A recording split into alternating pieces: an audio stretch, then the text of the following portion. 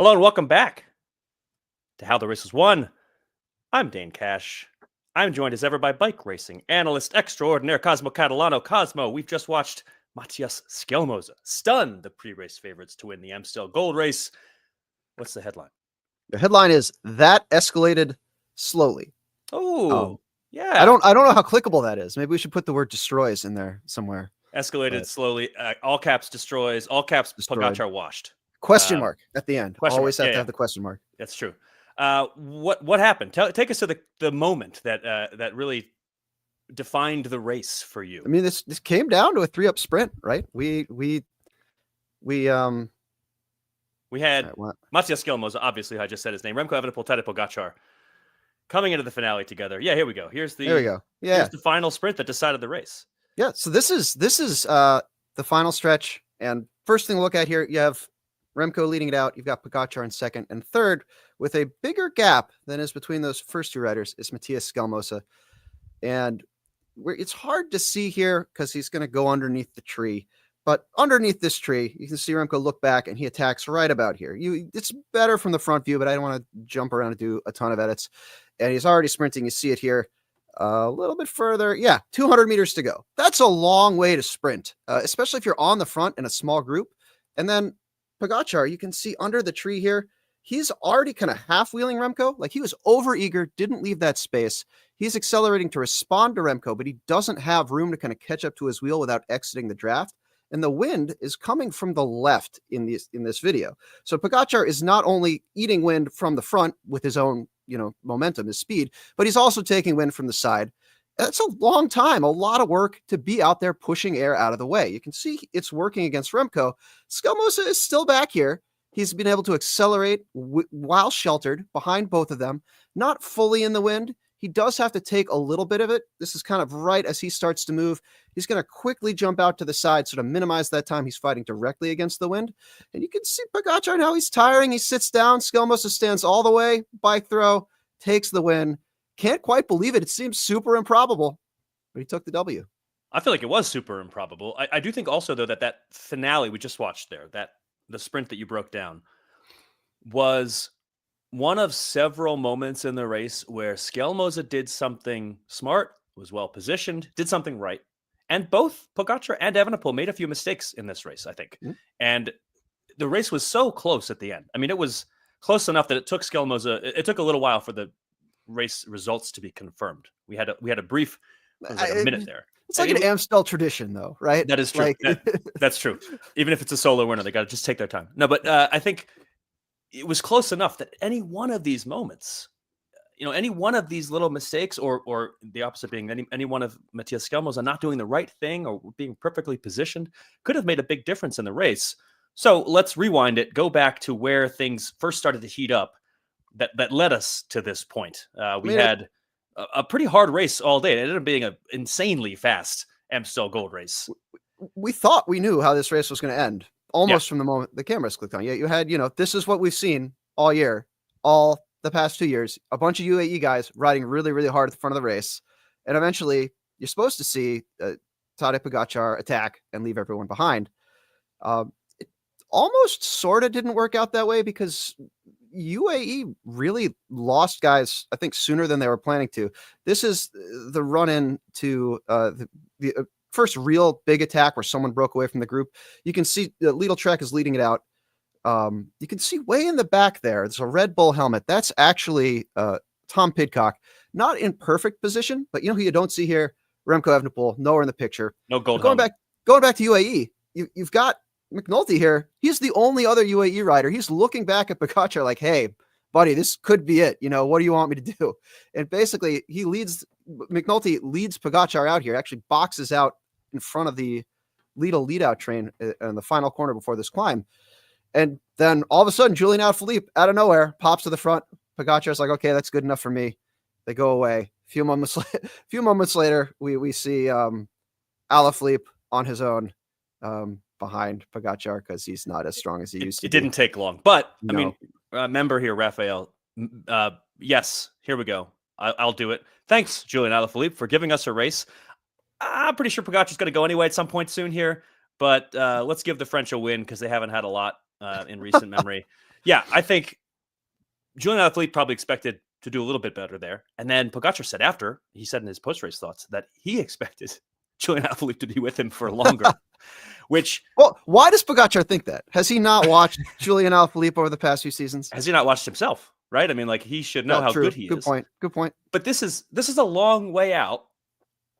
I mean, it might not seem like a long way out because we are in the age of Pogacar and Van der Poel, by the way, Pidcock as well, like to these Evenepoel as well, like to these very long range attacks. But 42 Cat's a long way to go, particularly when you have a resurgent Remco Evenepoel in the chase group and a handful of riders with teammates still there. Not a lot, but you had numbers behind for Little Trek. You had numbers behind for Soudal Quickstep.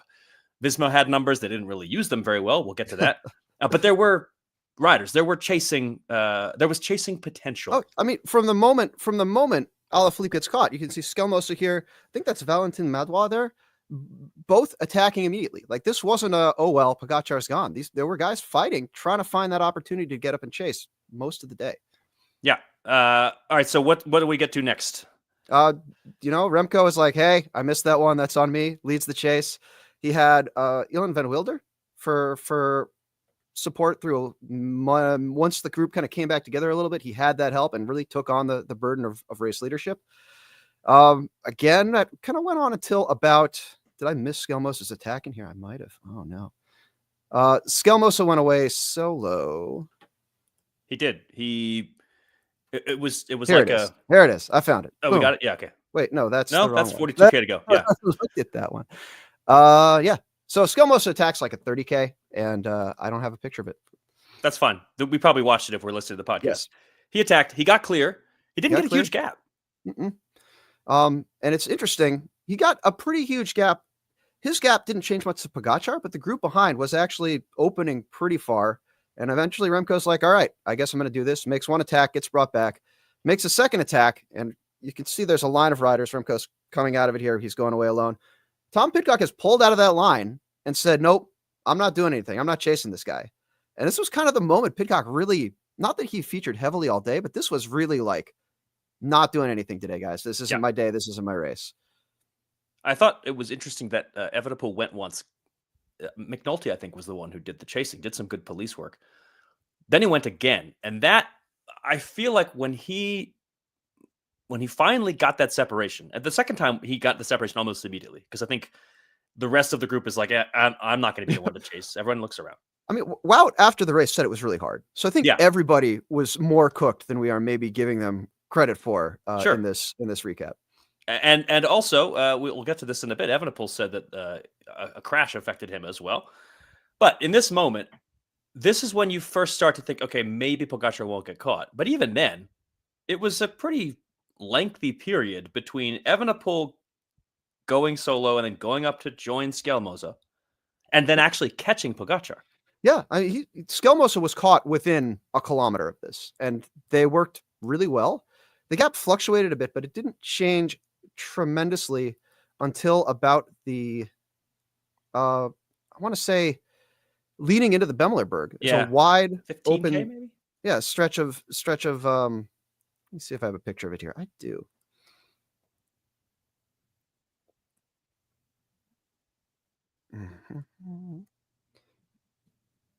Yeah, while you're looking, they were together. I think Remco maybe did a little bit more work as they were. No, he definitely did more work throughout the whole thing. Yeah, here we are. Yeah, Skelmosa did contribute, and it eventually started to eat into that gap. Yeah, and I thought it was actually pretty pronounced. I thought there was a time when it was about 30 seconds. Then we saw Remco's attack, and it dropped to about 20. It did get down to 14 over the top of the Cowberg, but coming into the last lap of the race. But then it kind of snuck back out. You saw Pogacar take it back out to about 20 seconds. It really wasn't until these flat, kind of open, you see this big field up here. You can see that there's if you look about a fourth of the way up from the bottom of the image, you'll see a motorcycle. You'll see Shimano Blue Neutral support. You can just see Skelmosa and Remco there. And they have Pogacar inside coming into the Bemmlerberg. It's only 9 seconds. And there's actually a cut after this, shortly after this, where Pogacar's looking back. He's basically realized he's going to get caught. He needs to rethink his whole approach to this race. Yeah, I thought once that happened, I still remember thinking as soon as they're caught, all right, now that Pogacar goes into energy saving mode, he's still got a pretty good chance of winning because the guys who had caught up to him had done a lot of work to catch him, especially Evenepoel. Scalmoza later said he was quite tired. He looked extremely tired, like borderline were, incoherent in his interviews at the end of the race. Yes, he said that he was feeling a way that would make me mark this podcast as explicit, which, yeah. So it was clear that it was going to be a 3-up battle, but it was anyone's guess from that point on. And it seemed to me, and you highlighted this in the sprint, but even in the run-up to the sprint, Evenepoel did too much work and I think not enough attacking. I think once they made the catch, he kind of realized that he was maybe more tired than he. I just love this. The Remco does the flick. Pogačar comes through. Remco looks back and says to Scalmoza, "Hey, get up here and pull 2." Like he wants to make sure everybody's out there doing work, and Scalmoza just gives him another nod, like, "Get out of here." It's very much Remco, I think, was super focused on making the catch, made the catch, and then realized, 1, he was a little bit tired. 2, he needs to figure out what to do against Pogačar. And 3, Scalmoza has been doing less work than he has through most of the day. Still working, but doing less. Yeah, and particularly in the last half hour, last 20 minutes, maybe when he was able to ride Evenepoel's wheel a little bit more than the reverse. I think Scalmoza has the excuse, right? He can say "Oh, I'm tired, so I can't work. I'm sorry." But there were several moments in the last 20 minutes of the race, or 15 minutes of the race or so, where I'm watching and I'm thinking, what are you doing, Remco? Why are you pedaling? They had enough of a gap that he did not need to. But they never played their gap. Nobody sat up and was like, well, I'm okay if we get caught. Right. No one ever played that card. And to me, Evenepoel is the one who should be playing that, knowing that he's done already. Once you're into the last 5K, he's probably the one who's done the most work. Now's the time to sit up. But they get out the Kahlberg. Nobody attacks on the Kahlberg, by the way. And then into the finale, he led them out the whole way, which not really what you want.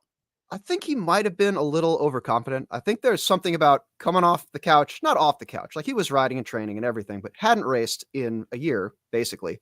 And all of a sudden, he is in a 2-up sprint with Wout van Aert and winning that sprint. He had to feel pretty good coming into the finale here. Even I think he felt too good. I said, when you're leading out from the front, you want the sprint to be short, right? You want to maximize how hard it is to get around from behind you to in front of you before the finish line. And he didn't do that. He started where you would start almost a regular group sprint.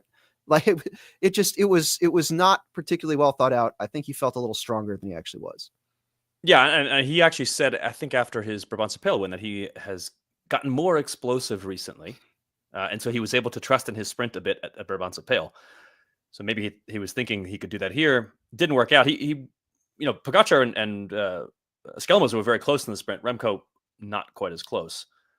While Evenepoel's working too much, Scalmoza is just doing the right thing most of the way into the finish. And he was really well positioned for that sprint. And as we've already broken down in the sprint, he looked like a veteran. And meanwhile, Evenepoel, if you're Alexander Kristoff, sprinting from 200 meters out is fine. But Remco, that's too short for Kristoff. Right. Yeah. Remco is not. Right. And he went from too far out. What we saw was Scalmoza doing the right thing over and over again and gambling and also benefiting from being Scalmoza and not being Remco or Pidcock. He had the least to lose too, exactly. Right? Everything goes wrong. He completely screws it up. He's still on the podium, which is a great result. Big for him. Exactly. Oh no, I failed into 3rd place. Awful. Yeah. I'm going to feel behind bad about that. Behind Pogačar and Evenepoel, right? Which is great for him. Exactly. Yeah. Where Evenepoel, we have one of the commenters are pointing out that Evenepoel probably feels like he has to do the work. There's that onus is on him, and I think Scalmoza benefits dramatically from that. So there you go. What does it all mean? I come out of it thinking, did we see a formula for beating Pogačar? Do you need to have a very small group of chasers who can actually work together, which Evenepoel and Scalmoza did? And also, is Evenepoel just the formula for beating Pogačar? Because if Evenepoel's not in this race, I don't think Scalmoza wins. Right? It's Pogačar. He changes the equation 100%. Having another, he's sort of filling in that Van der Poel role, except it's a hilly race where normally there's no one through the whole spring we've seen so far. No one has been able to really match Pogačar on the big hillier days. Even at Flanders, you have a ton of cobbles, you have narrow roads. It's still an elevation game, and Pogačar has made that very clear during his 2 Flanders wins. But now we have a guy who is credibly a threat to Pogačar in those other conditions. Yeah. Yeah. At Flanders, what we saw was a chase group that was maybe just slightly too big. I mean, it wasn't big. It was like 4 or 5 riders. But even then, nobody wanted to be the one, right, to waste too much energy on the front. With just 2 riders, we had a pretty good collaboration. Evenepoel probably did too much work, but that's why they call Pogačar. And I think that could be the big difference maker in the days to come when we have Flèche Wallonne, maybe less so Flèche Wallonne, which so often just comes down to the final climb, but particularly at Liège. Having Evenepoel could totally change the equation.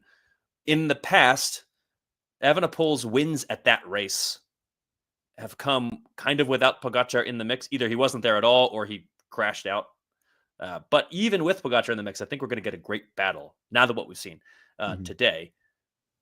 Also, there is the question, is Pogačar finally started to get a little bit fatigued after a very busy Classics campaign, which I think is a perfectly reasonable thing. I don't think he ever looked. We've seen him look bad before, right? We've seen him look tired and beat up. Yeah. I don't think we saw that today. I think he's just. We were talking about this before the show. There are these like Pogačar mistakes, like mistakes that you would learn not to make, kind of coming up as a cyclist.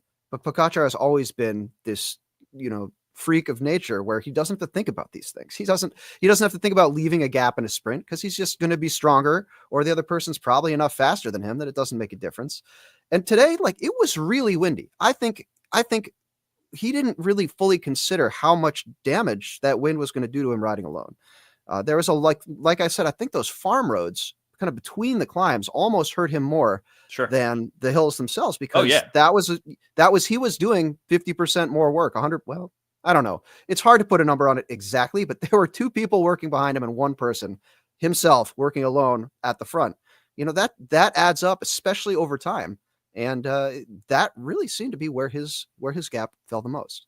We should point out, like, he still came millimeters away from winning the race, despite. Yeah, I mean, if he does a better sprint, he could win this race. But I mean, I think he said about any of them. I think he said about all 3 riders. Yeah, that's true. But in Pogačar's case, it is true that he worked a lot more because of the headwind and the flats and physics. Mm-hmm. Still came close. I think we're set up for a really great week to come, particularly Liège. Can't wait for that sort of finale of the Spring Classics. Unheralded riders. First, I want to give a shout out to Ilan van Wilder for helping set up Evenepoel to be in a position to then bridge, which then gave us a race. I also felt like, and you already kind of heralded them a little bit, so maybe they're not unheralded, but you saw in that image that you showed earlier just how well positioned Lidl Trek was at various times of the day, and as a team they set up Skelmoza quite well, which is interesting because the heralding coming into the race was maybe more around his teammate. I kind of wonder if that was a decoy. Thibaut Nys, first of all, he's Sven Nys's kid. He's Belgian. So there's a lot of attention on him all the time anyway. He has his own like reality show on Sporza. And I think they were really hyping him up for this race. And I was like, I don't know if I feel that. Like Nys is really good for Flèche Wallonne, I think, because he has 40 seconds of power that I don't think anyone else in the peloton has, especially relative to his weight. But today I was like, I don't know if that makes any sense. But the fact that he was in the mix behind Skelmoza, when the race kind of went down, was a huge advantage for Skelmoza, because you've got to think all these other guys like, do I really? Because Skelmoza floated like 10 seconds in front of the chase group, while the chase group was not riding hard, not riding coordinated. Right. They could have caught him at almost any time, and they didn't, probably in part because they were worried about Nys. Yeah, and if you are a rider like, well, Ben Healy, for instance, you're not going to wait for the sprint when it wasn't just Thibaut Nys, right? Like it was also Wout van Aert, who is apparently a good sprinter again as of today. Yeah. Michael Matthews. Yeah. Speaking of Wout van Aert, he won a sprint. He sprinted to Wout's place, but he did win the sprint over Michael Matthews, who's a pretty good sprinter. Very good sprinter, right? Like, come on. This is the story. I feel like the story of Wout this spring has been that he's actually coming back really well. He just doesn't have his sprint right now. And then he went out and sprinted good today. So, yeah. Unfortunately, it's a little bit late for his biggest goals. And this Amstel was, I think, the last time we're going to see him in one-day races for a while. No, GC Wout coming at the Giro. Yeah, I hope get your so. T-shirts today. That would be great. Other unheralded riders or overheralded riders, perhaps? Anybody stick out to you? For me, it's Tom Pidcock. I mean, He wasn't there when he should have been. Whether that was, he was, as you point out, he was not that far off positioning, and he just failed to go with the attack. He failed to go with Evenepoel. This is. He came into this race with a good buildup, you would think.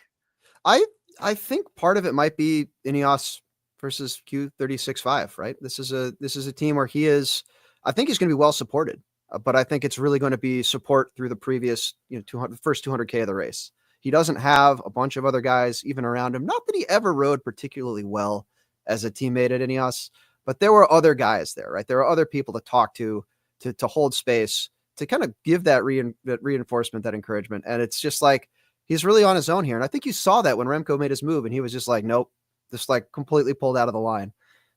If he's got anybody who can follow that, even for a couple of K, get the group going, that's an advantage for him. Then he doesn't have that now. Yeah, I mean, absolutely. A quick jump over to the comments here on our StreamYard. First off, a note. This is interesting. The weights of the sprinters in that finish, but it's all a bunch of small dudes, which is cool, interesting. Yeah, I always question the weights, right? Like, as in the data itself, whether it's accurate. Yes. Fair. How do you know how much somebody weighs? In any case, I think we can unequivocally say these are all three small dudes. Yes, 100%. Very good climber types. At a race that, like Mathieu van der Poel has won before, and Wout van Aert is a legitimate contender for, but I think it was clear today, even with flats and headwinds, it was the good climbery types that were able to take the win. This is another interesting one, Raphael. Remco catching Pogacar without Skelmos. I don't know. I mean, it would have been close. Do you have an opinion on this, Cosmo? I don't know. It is an interesting question. It certainly didn't hurt. Yeah, I don't know. Well, I mean, it is very interesting. I also think it's like a race that didn't happen. Yeah, I think he probably could have. I think it's just so hard to say though, because so much of that time gap came down during those open flat sections. And Remco is strong. He could probably ride that strong, but he didn't. The fact that he didn't attack coming up the Kauberg makes me think maybe he was starting to realize he was tired again. And also that head flicking kind of coming into it. I don't know. That's a good question. It's an interesting thought experiment. And then last one, Ihan's bringing up this fact that the Kauberg could maybe tell us something about Pogacar's confidence. I think it also, the whole day, we get a lot of changes to people's confidence, right? Like Matthias Skelmos had just beat the two riders who were heavily favored to win this race. That's got to be sky-high confidence, right? Pogacar, yes, in the past, you would expect him to attempt to leave everyone behind on the Kauberg. So either he wasn't that confident in his explosiveness today, or he was just tired, right? That could have been it. Like, it was a long day out front. I thought he had faith in his sprint. I mean, I think we saw in the actual sprinting that he was definitely stronger than Remco was. Right. He's sprinted pretty well in San Remo before. Like, he's not winning the race, but he's not like last in the group. He's been on the podium in the sprint there.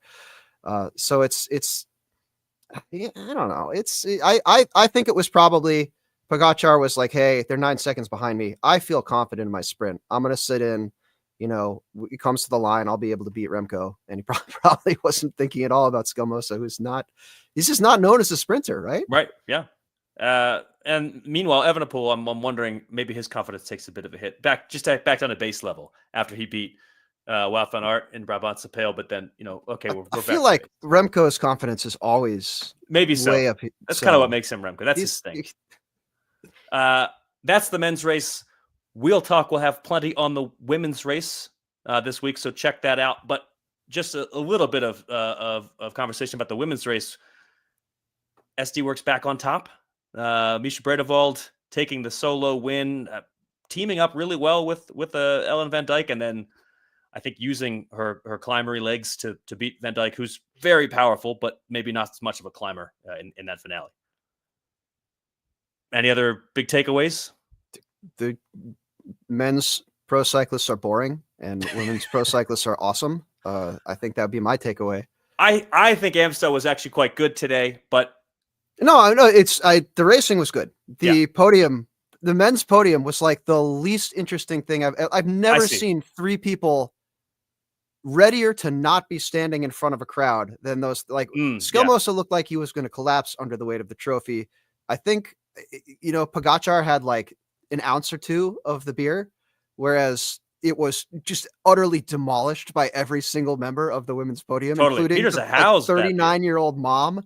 Like, Yes. come on, guys. Yeah, that was very good beer chugging. Yeah, it was, and I don't think it's necessary for a professional cyclist to be good at chugging beer, but I think it is a huge part of a professional cyclist's job to be entertaining and engaging and represent the brand well on the podium. I don't think anybody in the men's race did that today. I'm gonna give Skelmos a pass for being very tired. It's a I'm heavy not trophy. Give Remco a pass or Tadej a pass, really. Yeah. Just not really going to go out of their way to entertain. That's all. Anyway, listen to Wheel Talk. Enjoy La Flèche Wallonne this week. We'll be back for the final big one-day race of the Ardennes Classics a week from now, Liège-Bastogne-Liège. Hope you enjoyed the race. Hope you enjoyed the show. Listen to all the Escape Collective podcasts this week and head over to the website, escapecollective.com, to read the stories and also sign up. If you're watching the show here with us, if you're with us here on StreamYard, we appreciate you. We love you. You are what make it all possible. And if you're watching on YouTube, we like you, but we want you to become a member. So head on over to escapecollective.com. Sign up. Join the club. We'll be back in a week. I've been Dane Cash. Who are you? What was this? I'm Cosmo Catalano, and that was the How the Race Was Won podcast.